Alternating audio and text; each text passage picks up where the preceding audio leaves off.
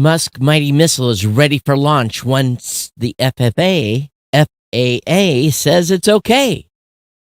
Musk has stiffed Twitter vendors and dared them to sue. Dozens have done just that.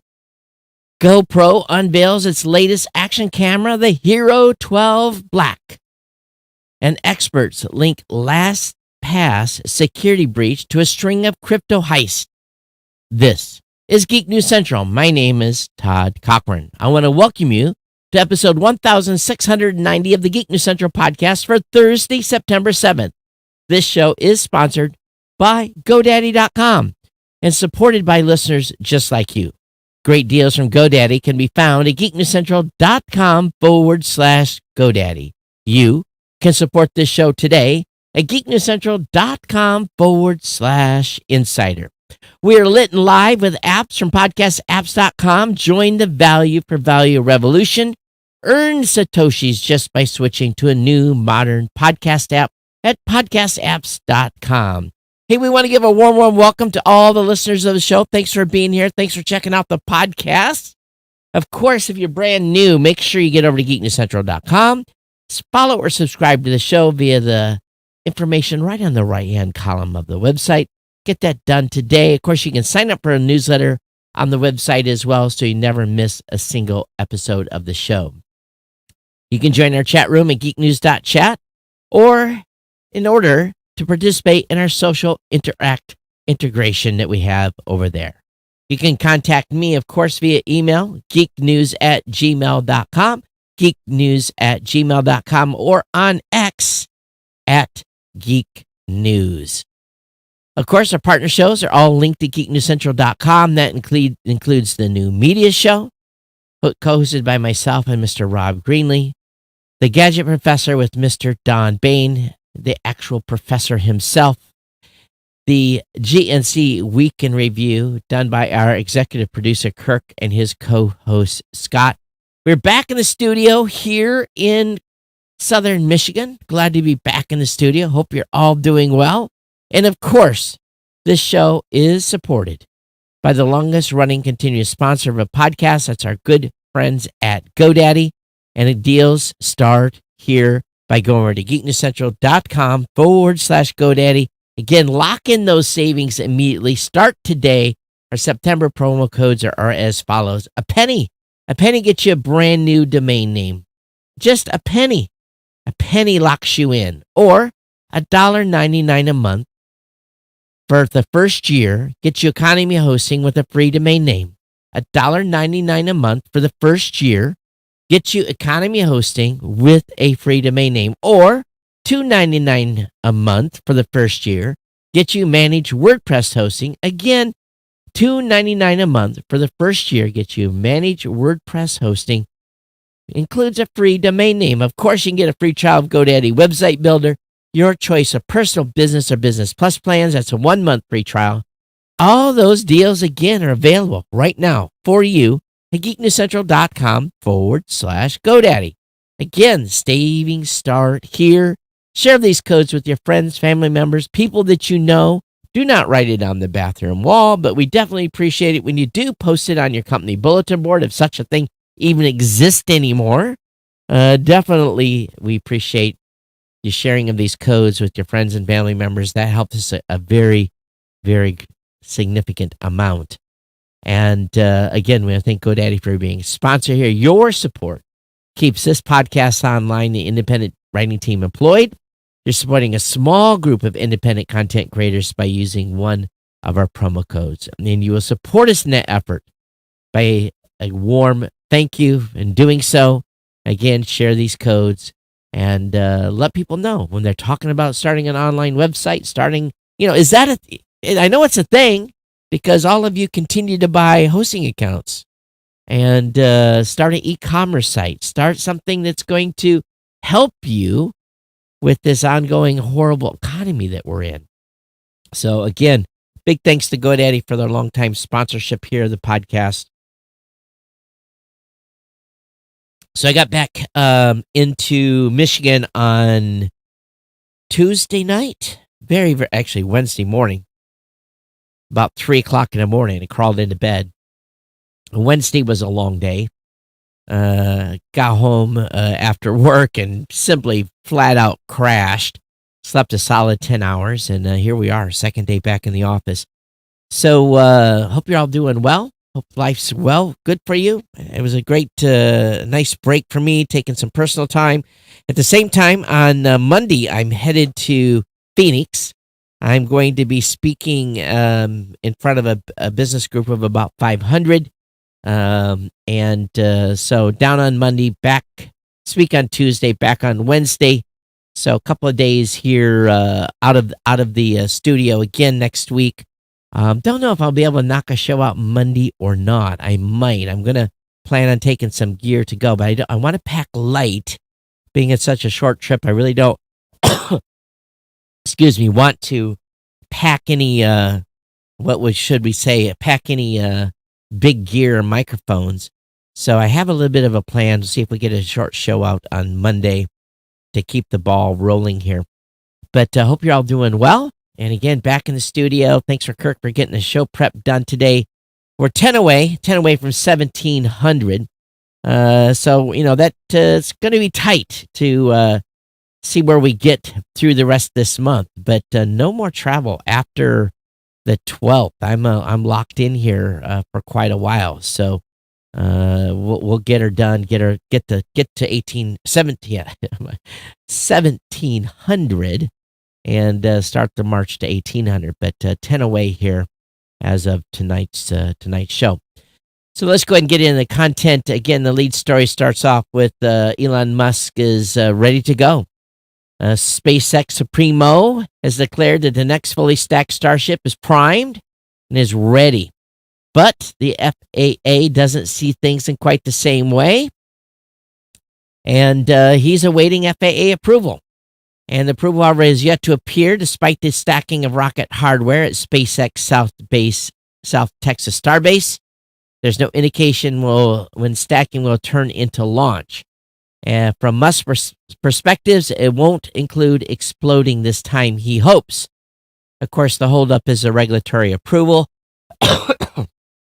We know many things went wrong during the first launch, and the FAA expects SpaceX to have implemented corrective actions to their satisfaction. An FAA spokesperson told the Register SpaceX Starship mishap investigation remains open.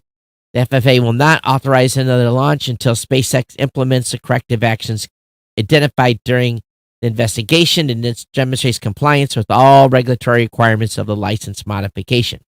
So we'll see what happens here. Now, despite Musk's confidence, FAA has remained tight-lipped on when it will give the billionaire the nod for a second attempt.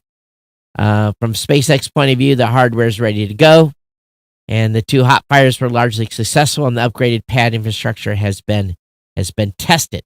So lots riding on this. NASA needs this vehicle as part of its Artemis program to return astronauts to the moon, and Musk has made no secret of his desire to colonize Mars. So we'll see where we get with this, but I would assume we would probably see something pretty quickly. There has to be a lot of pressure over at the FAA. The problem is government agencies are not used to moving as fast as civilians, so they're probably going to be under a lot of pressure.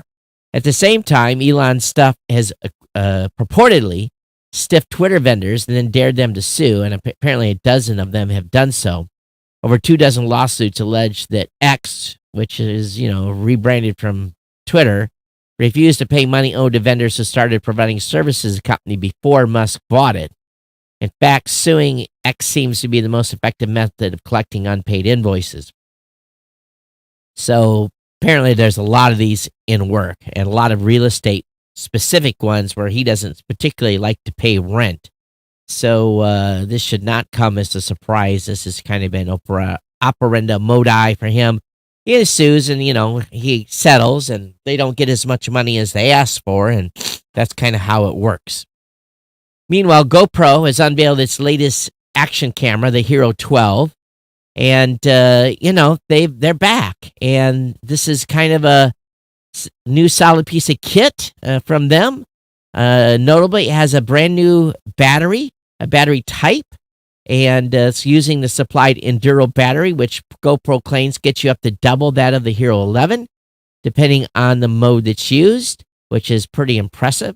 GoPro's also shown some love, and that's always been the weak point of the GoPro. You got that small size, all that function, then a battery that has to really deliver a lot in all kinds of conditions.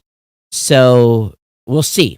GoPro's also shown some love for creators on vertical video platforms such as TikTok and YouTube Shorts, adding a 9:16 vertical capture mode.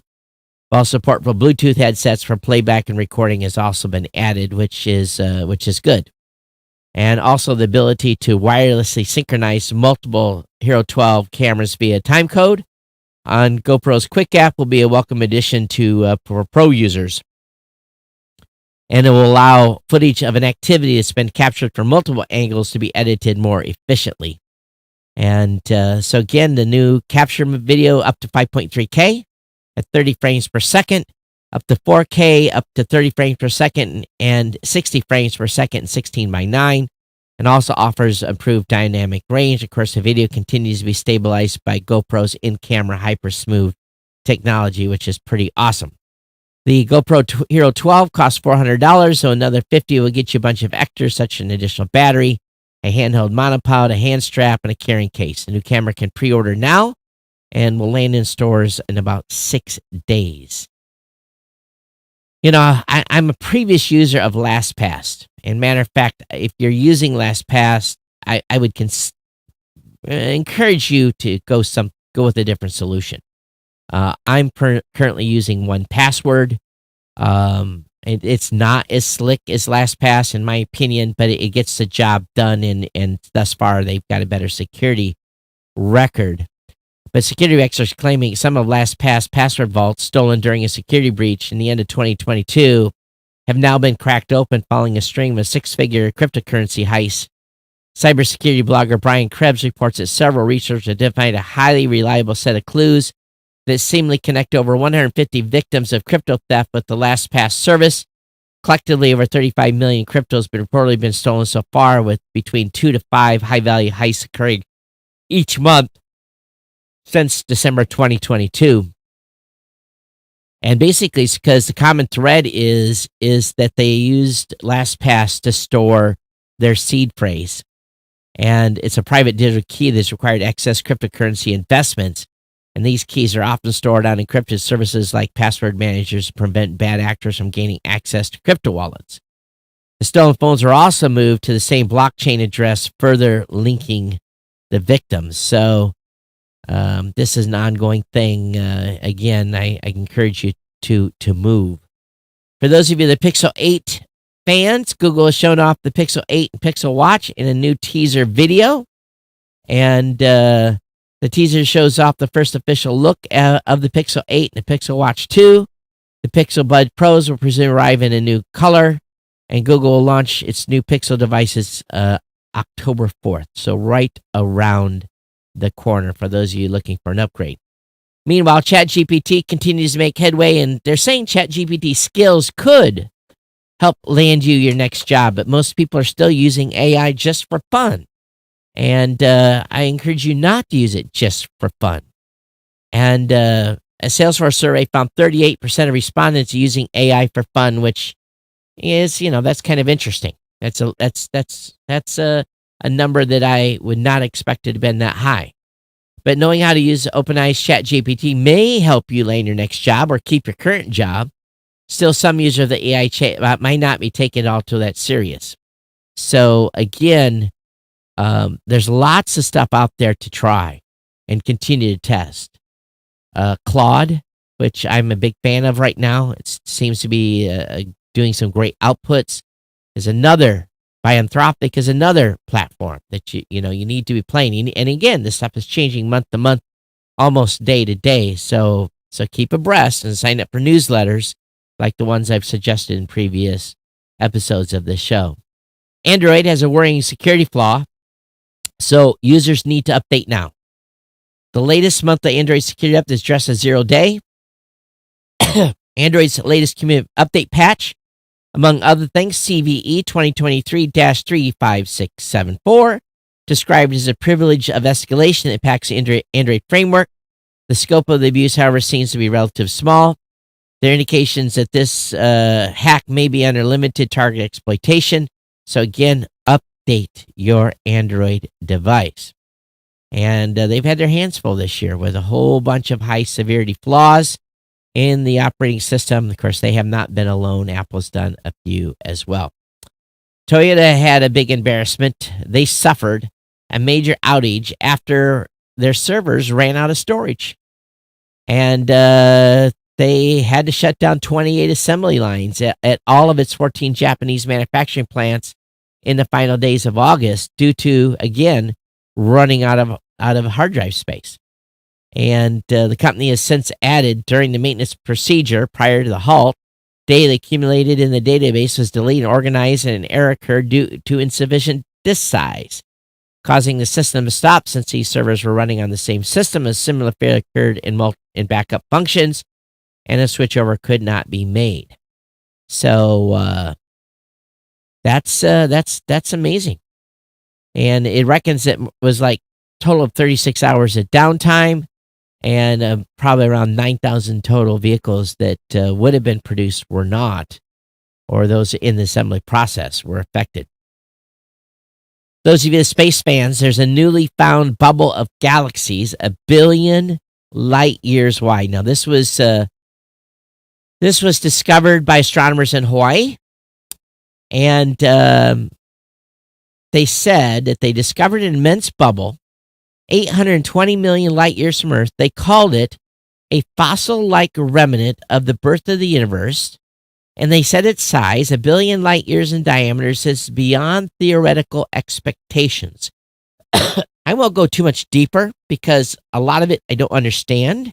It's basically about a I mean, the best way to describe it is a cosmic flow. Okay, and they're calling this a cosmic flow 4. They gathered this from that data. So, anyway, I have the link up in the show notes for you to check out. This is from earthsky.com. Excuse me, earthsky.org. One thing I'm still fighting is a major, major head cold. I have had it bad for 2 weeks. I'm seeing a little bit of relief that has finally started to happen. Literally, when I flew back on Tuesday, my eyes were like trying to glue themselves together. It was bad. I mean, it just never relented. And but I'm finally now kind of coming out of it. But yeah, just one of those things. It just hit me. I haven't had a head cold like that in many, many years. And yes, I did take a COVID test to double check it wasn't COVID, and it wasn't. Using NASA's Neil Gehrels Swift Observatory, which launched in 2004, scientists discovered a black hole in a distant galaxy repeatedly nibbling on a sun-like star. The object heralds a new era of swift science made possible by a novel method for analyzing data from the satellite's X-ray telescope. So basically, what's happening is every time this sun kind of swings by or gets close to the black hole, it nibbles away at it and ultimately tears it apart. It's a pretty good article, and link will be in the show notes again for you to check it out.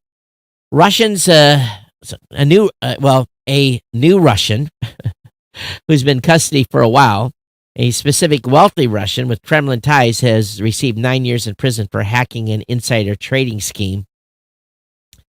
Vladislav Kalushin was sentenced to 9 years for his role in nearly 100 million stock market cheating scheme that relied on insider information stolen by hacking. Basically, was able to get early access to earnings reports, and was able to make stock purchases that was basically from insider information. And he personally pocketed $33 million in the scheme. He's been jailed in the United States since 2021, where he was arrested in Switzerland and extradited to the United States. And after he completes his sentence, he's expected to be deported to Russia. Meanwhile, he's got a whole bunch of somebody's money stashed somewhere, I'm sure. Elon seems to be having a little bit of conflict. He says his involvement in the war in Ukraine is confounding even to him. It's all about the use of Starlink. And we know that Elon's been supplying internet connectivity to Ukraine through SpaceX Starlink for free. And he really feels conflicted about it. And there's some information that goes on talking about someone that's writing a book on him, specifically Isaacson's new biography. Basically says that he basically shut off Starlink capability near the Crimean coast last year to disrupt a Ukrainian sneak attack on the Russian naval fleet. Now, I don't know how he's gotten this information, aka Isaacson's has, but if you imagine if you are the one looking at data coming across and you have access to that data stream, especially if it's not secure, you can probably learn a lot about what's going on in Ukraine. Also, a lawsuit claims Tesla Corporation's data security is far less advanced than its cars. An ex-Tesla staffer has filed a proposed class action lawsuit that blames poor access control for a data leak weeks after Tesla itself sued alleged leakers, 2 and former employees. Basically, they're being sued for failed to implement or follow reasonable data security procedures required by law, and failed to protect plaintiff and the proposed class members' sensitive information from authorized access. As a result, the defendant's inadequate data security and inadequate or negligent training of its employees. Around May 10th, a foreign media outlet informed Tesla that it obtained Tesla's confidential information. So, again, everyone's coming after Elon's money. It's all about the money, ladies and gentlemen. Honda, meanwhile, will use Tesla's EV charging standard in North America. The automaker will include its new EV model starting in 2025. So that's interesting. They're switching to the NACS for upcoming EVs, and it will later use NACS instead of the combined charging system. The automaker says it's developing an adapter to allow pre-2025 Hondas to charge using Tesla systems as it further establishes itself in North America. So that's a big deal. And of course, Elon opened that standard to its rivals a year or so ago, and a lot of people are adopting it. Everyone needs a little bit of vinyl, right? Victrola has a new high-res wireless turntable that won't require a Sonos setup. And it's a cheaper model and get their connectivity from Qualcomm hardware. It's interesting, though. It's going to play to any Bluetooth or aptX-enabled speaker headphones. This hardware upgrades a major shift away from their previous lineup, which was only compatible with Sonos speakers. The turntable supports Bluetooth 2.4 and Bluetooth LE and features Qualcomm's aptX adaptive audio tech. I wonder if it's got an actual output on the back, USB, or it just makes you wonder if it's purely Bluetooth. That would be too bad. Chrome's 15th birthday presents its a new design and safety features. It brings new browser colors and extension categories. The change to the design of your browser, click a new button at the bottom of your homepage called Customize Chrome. Then a pop-up gives you the option to change themes with colorways ranging from yellow to purple and everything in between. Chrome will automatically switch to whichever choice you click on so you can explore the different colors before committing to one. Google's also added more options to Chrome drop-down menus. The company says it'll make it quicker to easy access tools like Google Password Manager and the extensions. And also the birthday app's mostly design-centered, but Google is also attempting to improve safe browsing technology. Instead of updating its internal list of sites with phishing or malware threats every half hour, Chrome should now check sites in real time. Google claims that 60% of bad sites exist for less than 10 minutes, and this change could improve protection by 25%. That's curious that bad sites only exist for about 10 minutes before they're taken down. That's an interesting revelation. The iPhone 15 lineup could include the best camera phones ever made. According to TrendForce, which claims that the iPhone 15 camera upgrade will be star of the show at the September event, and a pivotal factor that could tip the scales for potential buyers. So what's special about these camera upgrades? Well, for one thing, the report corroborates claims that the iPhone 15 and iPhone 15 Plus will feature a new Sony sensor. Apparently, the sensor will extend the dynamic range of images, which could allow for more striking high dynamic range imagery HDR. The report doesn't mention how many megapixels this sensor will have, but they previously heard that the iPhone 15 will have a 48 megapixel main camera, up from just 12 megapixels on the iPhone 14.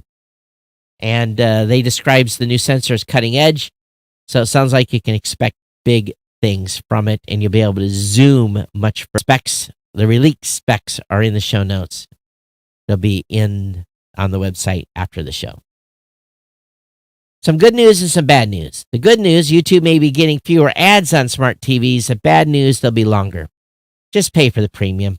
It's a much, much better experience. You're not going to get interrupted. It's worth the $16, $17. At least I feel it is every month that I paid, and not get commercials on YouTube. Meanwhile, Microsoft thinks it knows how Chinese hackers were able to breach U.S. government accounts. An old crash dump was most likely to blame. That's interesting. So they said that the crash dumps, which redact sensitive information, should not include the signing key. In this case, a race condition allowed the key to be present in the crash dump. This issue has been corrected. The key material presence in the crash dump was not detected by our systems, and also this issue has been corrected. The crash dump was then moved into company's debugging environment on the internet-connected corporate network. While this is consistent with company standard debugging process, it made it possible for hackers to steal in the months following the crash dump's creation. A member of Storm 0558 obtained a Microsoft corporate account belonging to an engineer, and given that account had access to the debugging environment, they managed to grab the crash dump from one of the endpoints. So they say this is the most probable mechanism by which the actor acquired the key. So it's amazing how good these hackers really, really are. China has reportedly banned iPhones from more government offices. So news of Beijing's ban was reported by the Wall Street Journal, which mentioned that people are familiar with the matter, as having said employees at some central government regulators were told not to use iPhones for work or bring them into the office. The journal describes the fresh orders representing extension of previous instructions on iPhone use, but also reported it unclear how widely the recent round of restrictions had been implemented. The paper put the bans in context of geopolitical tensions, China's desire for technology independence, and hinted the ban is perhaps therefore Beijing's latest move in the game of 4D diplomatic chess. Or perhaps this is just Beijing taking sensible steps to improve InfoSec at government agencies and tired of Apple not doing enough to help. And, of course, in March 2023, China called on Apple to make unspecified security improvements, which was probably let us spy on the phones. And, of course, smartphones are routinely excluded from sensitive spots within governments and have been for years. I haven't, and even my previous job in the Navy, had not been able to take any phone into any secure space for more than 20 years. So I'm surprised that it's taken this long for them to make this implementation. Ladies, this one's for you.